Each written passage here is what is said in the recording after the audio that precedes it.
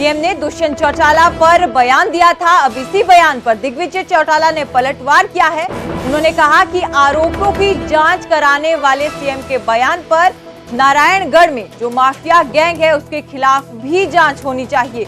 गुरुग्राम से बीजेपी प्रत्याशी राव इंद्रजीत सिंह पर भी दिग्विजय चौटाला ने निशाना साधा। उन्होंने कहा कि राव इंद्रजीत सिंह को गोल्फ खेलने से फुर्सत नहीं है। जेजेपी उम्मीदवार राहुल यादव के लिए आज चुनाव प्रचार किया गया दिग्विजय चौटाला की तरफ से, और उन्होंने कहा कि राजशाही को सीधी टक्कर दे सकता है राहुल फाजिलपुरिया। तो आपको बता दें कि जेजेपी ने राहुल फाजिलपुरिया को टिकट दी है और दिग्विजय चौटाला ने सीएम के बयान पर पलटवार किया है। सीएम ने दुष्यंत चौटाला को लेकर एक बयान दिया था। इसी को लेकर दिग्विजय चौटाला ने कहा कि अगर आरोपों की जांच हो तो नारायणगढ़ में माफिया गैंग के खिलाफ भी जो है वो जांच होनी चाहिए। तो लगातार जेजेपी और बीजेपी के नेता एक दूसरे पर हमलावर है। इसी के साथ साथ फाजिलपुरिया को जो है जेजेपी ने टिकट दिया है और इस पर दिग्विजय चौटाला ने कहा कि राजशाही को सीधी टक्कर राहुल फाजिलपुरिया दे सकता है। राजशाही को अगर कोई सीधी टक्कर दे रहा है और चुनौती दे रहा है, जिनके ये माने कि जिनसे लोग संपर्क करने को डरते थे, जिनके घर जाने को डरते थे, जिनके पीए तक को फोन करने को डरते थे, कुछ ही दिनों में वो जनता के दरबार में नतमस्तक होकर के अपनी नाक को रगड़ेंगे। इस बात पर राहुल फाजिलपुरिया ने उन्हें मजबूर कर दिया है। सीएम ने भी कहा है कि अगर कोई हमें आवेदन मिलता है तो हम आरोपों की जांच भी करेंगे। हाँ, तो आरोप तो बहुत है। नारायणगढ़ के अंदर जो रेत माफिया, बजरी माफिया और जो लूट हुई, वहां पर जो सारी बातें हुई, जजों की हत्या हुई और बात हुई, उन सब बातों पर होनी चाहिए जांच। क्यों नहीं होनी चाहिए जांच? सारी बातों पर होनी चाहिए। जहां हरियाणा में कांग्रेस अपने उम्मीदवारों का ऐलान नहीं कर पाई है, तो वहीं बीजेपी लगातार हर विधानसभा क्षेत्र में चुनाव प्रचार कर रही है। बंतो कटारिया के लिए पूर्व गृह मंत्री अनिल विज ने प्रचार की कमान संभाली हुई है। इस दौरान विज ने कांग्रेस पर तंज कसा। विज ने कहा कि अंबाला में एक ऐसी दुकान है जहां बाराती किराए पे मिलते हैं। कांग्रेस को उम्मीदवारों के लिए भी वही संपर्क करना चाहिए, शायद वो प्रत्याशी भी किराए पर दे दें।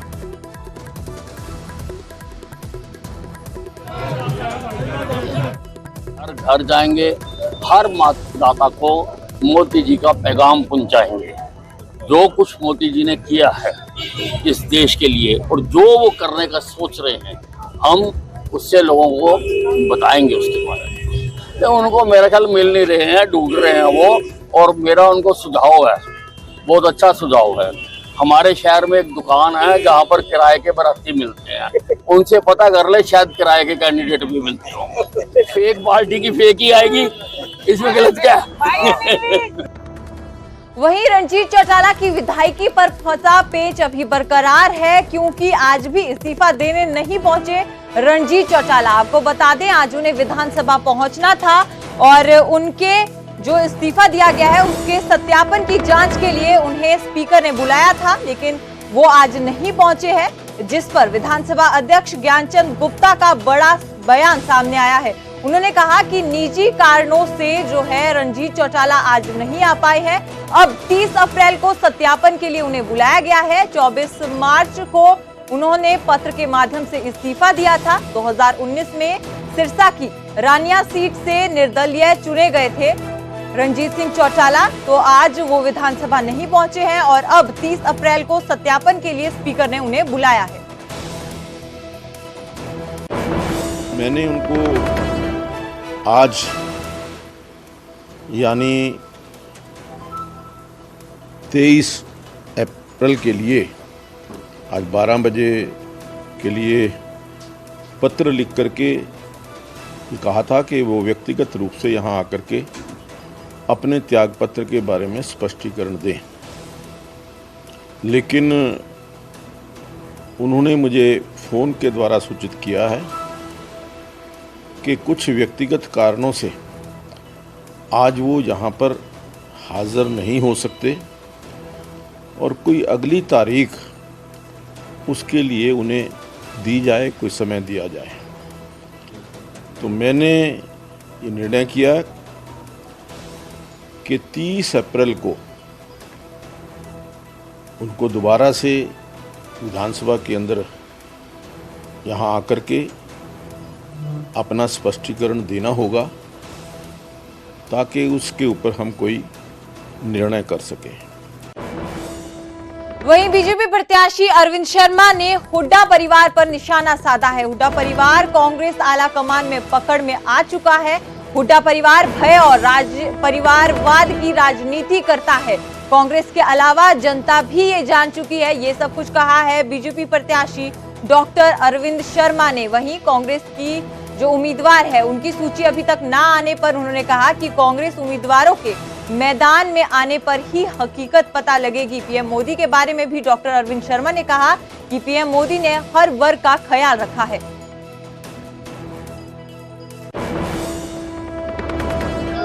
लोग कहते हैं अब की बार कांग्रेस हाईकमांड जो टिकट बांटता है उसकी भी ये पकड़ाई में आगे है।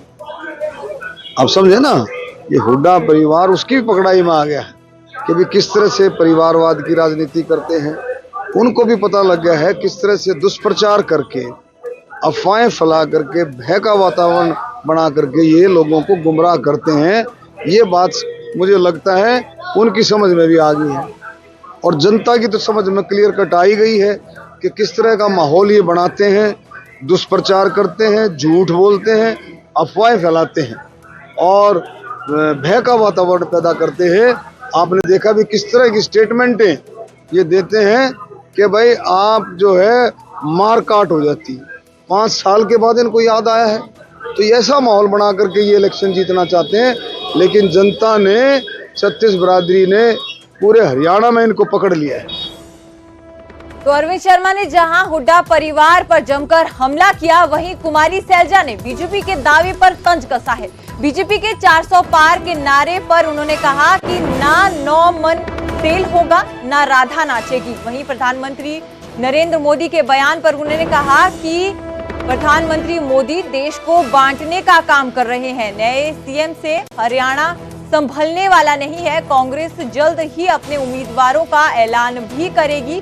ये सब कुछ सैलजा ने कहा और इसी के साथ साथ उन्होंने बीजेपी उम्मीदवारों पर भी कटाक्ष किया। उन्होंने कहा कि बीजेपी के उम्मीदवारों में से 6 कांग्रेसी हैं।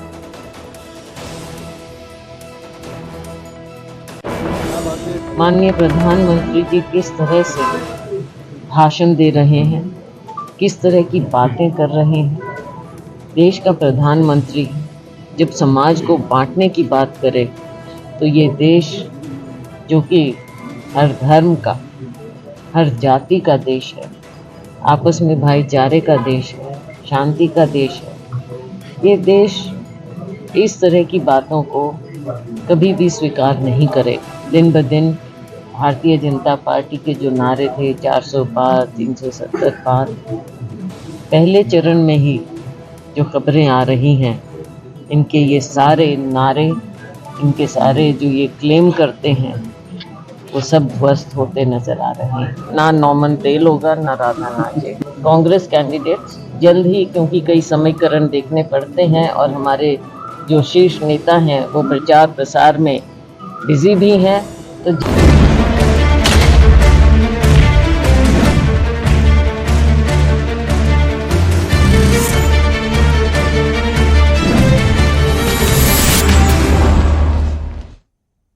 वहीं मोहाली में हरियाणा के पुलिसकर्मी की हत्या का मामला सामने आया है। बेरहमी से पुलिसकर्मी को मौत के घाट उतारा गया है। मृतक के चेहरे पर कई वार किए गए हैं। चंडीगढ़ मोहाली बॉर्डर के पास ये लाश मिली है। लाश मिलने के बाद से इलाके में सनसनी है। पुलिस टीम ने मौके पर पहुंचकर लाश को कब्जे में लिया और मृतक की पहचान अजीत के तौर पर हो पाई है। तो आपको हम तस्वीरें दिखा रहे हैं। मौका वारदात की ये तस्वीरें। मोहाली में हरियाणा के पुलिसकर्मी की हत्या हुई। बेरहमी से मौत के घाट जो है उसे उतारा गया है। चेहरे पर कई वार किए गए हैं। अजीत के तौर पर जो है वो पीड़ित की पहचान की गई है। खबर पर ज्यादा जानकारी के लिए हमारे सहयोगी मनोज राठी हमारे साथ जुड़ चुके हैं। मनोज, आपसे जानना चाहेंगे अभी तक फिलहाल इस मामले में क्या कुछ जानकारी है? देखिए, इस मामले में अभी तक कोई गिरफ्तारी नहीं हुई है। अजीत, जैसे आपने भी जिक्र किया कि अजीत कुमार सिंह जो एसओपी यानी कि हरियाणा पुलिस में एक हरियाणा पुलिस का कर्मी था। और अभी तक जो जानकारी सामने आ रही है कि पंचकुला में ही उसकी ड्यूटी थी और मलोया में अपने परिवार के साथ रहता था, यानी कि चंडीगढ़ के मलोया में वो अपने परिवार के साथ रहता था जी। वहां पर कैसे पहुंचा, किसने मारा, जो उसके जो पूरा उसके जो फेस पर काफी बुरी तरह से बेरहमी से पत्थरों से वार किया गया था और उसके बाद मारकर उसको फेंका गया, या कौन जो पूरे इस वारदात को अंजाम किसने दिए, सारी चीजों को लेकर पुलिस अब पॉइंट टू पॉइंट इन्वेस्टिगेशन कर रही है। लेकिन काफी हैरानी की बात यह है कि ड्यूटी पर जो है वो कल गया था और रात को नहीं लौटा और उसके बाद आज सुबह उसका शव मिला है बिल्कुल पंचकुला और मोहाली और चंडीगढ़ के बॉर्डर के एरिया में, और जंगलों में उसका पूरा शव मिला है और पूरी बावर्दी में था। कई चीजें इसमें देखने वाली हैं कि आखिर किन्होंने इस पूरी वारदात को अंजाम दिया और किस तरह से अजीत कुमार सिंह की किसी के साथ कोई पुरानी रंजिश थी, पुरानी कोई आपसी लड़ाई थी। सारी चीजों को लेकर पुलिस इन्वेस्टिगेशन कर रही है। अभी तक हालांकि कोई गिरफ्तारी इस पूरे मामले में नहीं हुई।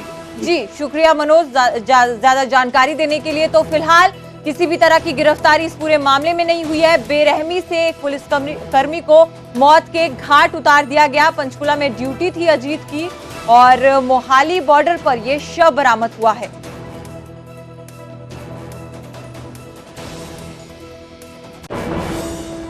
अगली खबर फरीदाबाद से, जहां जमीनी विवाद को लेकर दो गुटों में खूनी झड़प हो गई। फरीदाबाद के सीही गांव में जमीन को लेकर दो पक्ष आपस में भिड़ गए और एक दूसरे के साथ जमकर मारपीट की। लाठी डंडों के साथ एक दूसरे को बेरहमी से पीटा है। मारपीट का सीसीटीवी वीडियो भी जो है वो सामने आया है और गाड़ी से कुचलने की कोशिश भी की गई है। पुलिस ने फिलहाल मामला दर्ज कर जांच शुरू कर दी है।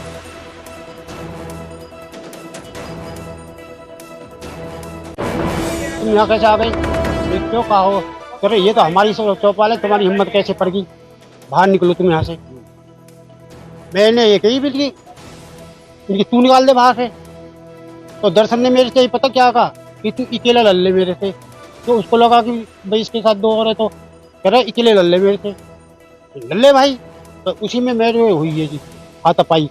उसके बाद फिर उसके घर वाले आए, वो शिवराम और रामकृष्ण मलिक, उसका लड़का था रामकृष्ण मलिक। नहीं वो तो गाड़ी तो बाहर का अंदर कल का हुआ है, परसों की बात बता रहा हूँ मैं, जो चौपाल पे हुई पहले लड़ाई। हाँ गाड़ी कौन?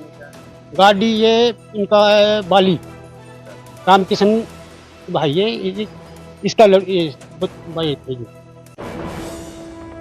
बढ़ते हैं अगली खबर की तरफ। आपको बता दें कि सोनीपत के रहने वाले चिराग का आज अंतिम संस्कार हो गया है। कनाडा के वैंकूवर में अज्ञात हमलावरों ने चिराग की हत्या कर दी थी। 13 अप्रैल को चिराग की हत्या की गई थी।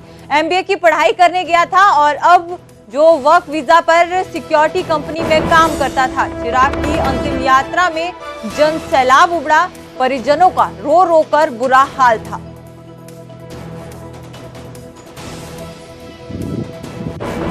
चिराग अंकल 24.5 साल का था, कनाडा गया था एमबीए करने। एमबीए उसकी क्लियर हो गई थी, वर्किंग वीजा पर काम कर रहा था। क्या हादसा हुआ जी उसका पता ही नहीं लगा, बता रहे हैं उनका अंदाजा अभी तक तो कि किसी और के धोखे में मारा गया। तो क्या कनाडा प्रशासन आपकी मदद कर रहा है अभी तक? पूरा अपना इंडिया कर रहा है, पूरा कनाडा कर रहा है। सब प्रशासन ने पूरी मदद करी है मेरी डेड बॉडी के लिए, उसमें भी बेटे के लिए, और हर चीज में पूरी मदद कर रहा है। कितनी उम्र तक है? 24.5 साल। शादी की कोई ना शादी नहीं करी थी अभी। तो क्या कोई शक हो किसी पर? कैसे? ना किसी प्रकार का कोई शक नहीं। अगली खबर सोनीपत से, जहां एक शख्स की पीट कर हत्या कर दी गई। अपने किसी परिचित से पीड़ित मिलने गया था। चाय की दुकान चलाता था पीड़ित। परिजनों की शिकायत पर केस दर्ज किया गया है। 3 नामजद समेत 4 लोगों के खिलाफ केस दर्ज किया गया है। सोनीपत सदर थाना पुलिस मामले की जांच शुरू कर दी है।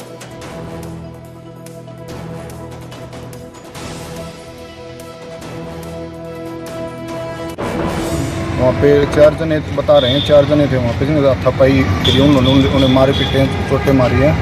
उनसे उन्होंने अभियान हो गया जल्दी कार्रवाई हो जाए और जल्दी उनको जो कार्रवाई के थ्रू उनको जो भी सजा मिले गिरफ्तार करना। 22 अप्रैल को शाम के समय थाना सदर सोनीपत में सूचना प्राप्त हुई कि एक व्यक्ति सेक्टर 12 के नजदीक शादीपुर की जमीन पर बेहोशी की हालत में पड़ा है। जिस सूचना पर थाना की पुलिस टीम मौके पर पहुंची तो पता चला कि चोटिल व्यक्ति को उसका लड़का दीपक सिविल हॉस्पिटल सोनीपत ले गया।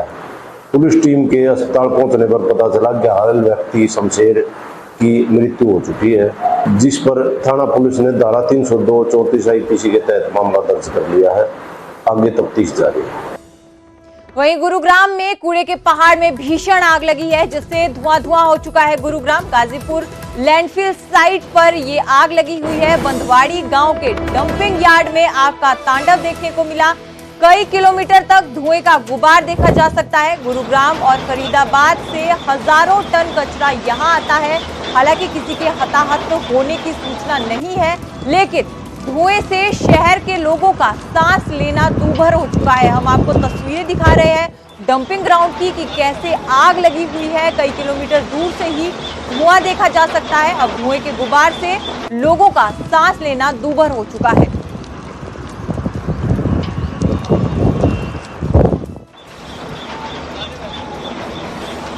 ये सर हमें कल शाम को 5 बजे करीब सूचना मिली थी कि खत्ते में आग ज़्यादा है। वैसे तो हमने एक गाड़ी यहाँ पे स्टैंड बाई खड़ी की हुई है, उस गाड़ी ने काम किया। उसके बाद उन्होंने बताया भाई आग ज़्यादा हो गई है, आप गाड़ियाँ और भेजें। तो हमने 4 गाड़ियाँ गुड़गांव से और भेज दी थी। उन्होंने सुबह 3 बजे तक काम किया, आग को कंप्लीट कर दिया था। उसके बाद अचानक से आप देख रहे हो पीछे एकदम से आग भड़क गई थी। और उसके बाद फिर हमारे पास 5 बजे मैसेज आया सुबह कि भाई आग ज़्यादा हो गई है, आप गाड़ियाँ और भेजो।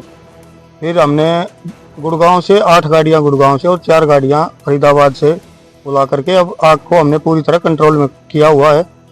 और शाम को तकरीबन शाम तक 6-7 बजे तक हम आग को पूरी तरह कंट्रोल में कर लेंगे। किसी के हताहत होने की किसी के नहीं, अभी तक कोई समाचार नहीं है। हमारे 40 कर्मचारी कंटिन्यू यहीं पर लगे हुए हैं। क्या कारण था इसका और लगातार अब आग भड़क रही है, इसके पीछे का क्या कारण? इसके पीछे का सर ये कारण है, जो खत्ता है ना यहाँ पे गैस बन जाती है, गंदगी इकट्ठी हो गई गैस बन जाती है और गर्मी ज़्यादा होने के कारण अचानक